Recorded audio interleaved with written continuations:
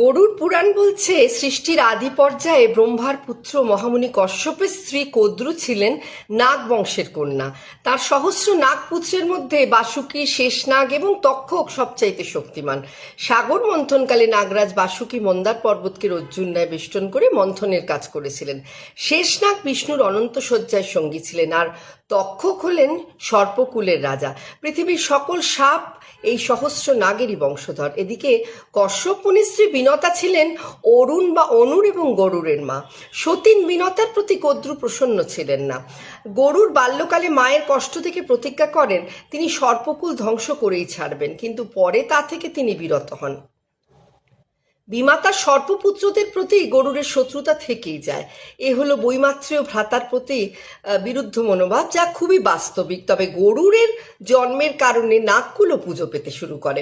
নাগপঞ্চমী তিথিতে মাটিতে খনন করা নিষিদ্ধ, কারণ তাতে আহত হতে পারে সাপেদের হ্যাবিটেট। গ্রামাঞ্চলে সাপের গর্ত চিহ্নিত করে দুধ ঢেলে ধূপকাঠি জ্বালা হয়। আমাদের কৃষিপ্রধান দেশে বৃষ্টির অপরিহার্যতা এবং নাগকুলের বাড়বৃদ্ধি ওতপ্রোতভাবে জড়িয়ে। আর তাই বুঝি নাগপঞ্চমী বা মনসা মাতার পুজোও বুঝি খুব প্রচলিত।